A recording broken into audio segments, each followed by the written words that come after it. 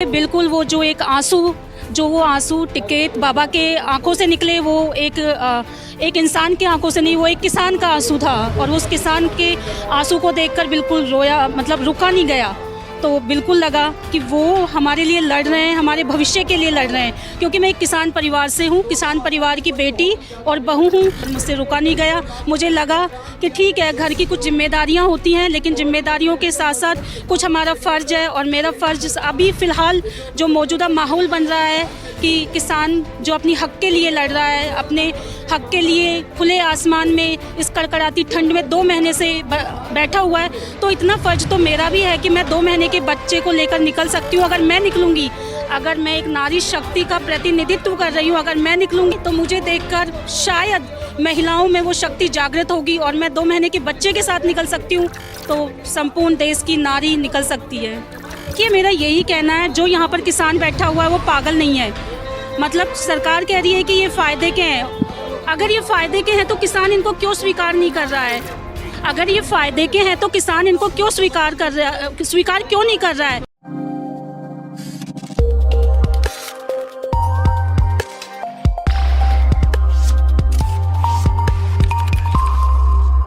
अगर आप अभी तक किसान आंदोलन में अपना समर्थन देने के लिए नहीं आए हैं, तो आपको ऐसी तस्वीर दिखाने जा रहा हूं, शायद आपका मन पिघल जाएगा।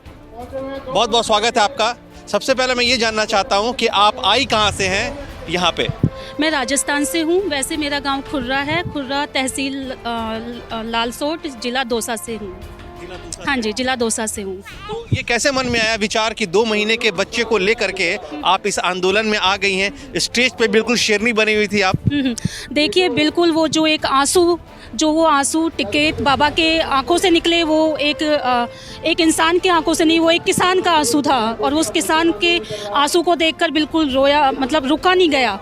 तो बिल्कुल लगा कि वो हमारे लिए लड़ रहे हैं, हमारे भविष्य के लिए लड़ रहे हैं। क्योंकि मैं एक किसान परिवार से हूँ, किसान परिवार की बेटी और बहू हूँ। तो मेरा फ़र्ज़ है कि अगर हमारे रगों में किसानियत का खून है तो उस फ़र्ज़ को मैं कुछ अदा करूँ। तो मुझे बिल्कुल लगा कि जो ये आंसू निकला है, ये अकेले टिकैत बाबा का नहीं है, ये हर उस किसान का है जो पूरे देश में फैला हुआ है। तो बिल्कुल उस आंसू की वजह से मेरा निकलना हुआ और मुझसे रुका नहीं गया। मुझे लगा कि ठीक है, घर की कुछ जिम्मेदारियां होती हैं, लेकिन जिम्मेदारियों के साथ साथ कुछ हमारा फ़र्ज़ है। और मेरा फ़र्ज़ अभी फ़िलहाल जो मौजूदा माहौल बन रहा है कि किसान जो अपनी हक़ के लिए लड़ रहा है, अपने हक़ के लिए खुले आसमान में इस कड़कड़ाती ठंड में 2 महीने से बैठा हुआ है, तो इतना फ़र्ज़ तो मेरा भी है कि मैं 2 महीने के बच्चे को लेकर निकल सकती हूँ। अगर मैं निकलूँगी, अगर मैं एक नारी शक्ति का प्रतिनिधित्व कर रही हूँ, अगर मैं निकलूँगी तो मुझे देखकर शायद महिलाओं में वो शक्ति जागृत होगी और मैं 2 महीने के बच्चे के साथ निकल सकती हूँ, तो संपूर्ण देश की नारी निकल सकती है। तो देख लिए, वुमेन एम्पावरमेंट की बात करता है हिंदुस्तान, महिला सशक्तिकरण की बात करता है। तो इस गाजीपुर बॉर्डर पे आपको देखने को मिल रहा है कि 2 महीने का प्यारा सा क्यूट सा बच्चा, अगर इतिहास में ये किताबों में लिखा जाएगा तो इस बच्चे को याद आएगा कि इस किसान आंदोलन के समर्थन में ये भी जो है राजस्थान से पहुंचा था। ये बताइए, क्या दिक्कत है यहाँ पे आने के लिए? सरकार तो कह रही है कि हमने जो किसान बिल है वो किसानों के लिए फ़ायदे के लिए है, अभी भी वही बता रही है, वही राग अलाप रही है जी। देखिए, मेरा यही कहना है, जो यहाँ पर किसान बैठा हुआ है वो पागल नहीं है। मतलब सरकार कह रही है कि ये फ़ायदे के हैं। अगर ये फ़ायदे के हैं तो किसान इनको क्यों स्वीकार नहीं कर रहा है? अगर ये फ़ायदे के हैं तो किसान इनको क्यों स्वीकार क्यों नहीं कर रहा है? मुझे यही कहना है कि हमें ये फ़ायदा नहीं चाहिए। मैं किसान हूँ, मुझे ये फ़ायदा नहीं चाहिए। मुझे अपने हाल पे जो है छोड़ दीजिए। हम ये जानना चाहते हैं कि 2 महीने का बच्चा है जी, ठंड भी है, डर नहीं लगा कि इसको कहीं कुछ हानि ना हो जाए, कहीं नुकसान ना हो जाए? बिल्कुल नहीं, ये किसान परिवार का बेटा है और इसमें किसानियत इसके रगों में है। तो मैं मेरे बेटे को बिल्कुल कमज़ोर नहीं मान सकती और मैं इसे मजबूत बना रही हूँ। तो मुझे नहीं लगता कि ठंड और कुछ भी, जैसे माँ घरों में अपने बच्चों को छुपा के रखती हैं, ऐसा मैं बिल्कुल नहीं चाहती। मैं चाहती हूँ मेरा बच्चा मजबूत बने। जी।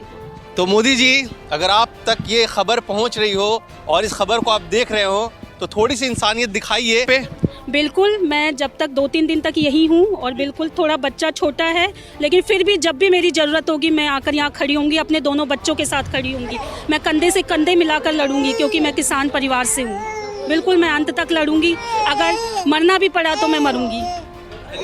हमसे बात करने के लिए बहुत बहुत शुक्रिया और यंगिस्तान न्यूज़ की तरफ से आपके जज्बे को सलाम। अच्छा, एक और चीज़ जानना चाहेंगे, आने में कठिनाई हुई आपको वहाँ से यहाँ तक आने में? हाँ, वैसे थोड़ा सा दिक्कत हुई, लेकिन ज़्यादा दिक्कत जैसे कुछ किलोमीटर, काफ़ी किलोमीटर्स के आगे बैरिकेड्स लगा रखे हैं, लेकिन जो हमारे बीच में जो हौसला, जो जज्बा निकला है, जो वो आंसू टिकैत बाबा के निकले, हर इंसान का आंसू है, तो वो आंसू हमें कैसी भी कठिनाई हो हम पहुँच गए। अगल साइड में से जो रास्ता है, टेढ़ा मेढ़ा पगडंडियाँ हैं, उनसे हम पहुँच गए। आप कोशिश कीजिए और इनका समर्थन दीजिए, इस आंदोलन में अपना पार्टिसिपेशन दीजिए। थैंक यू सो मच, बहुत बहुत धन्यवाद। सर धन्यवाद।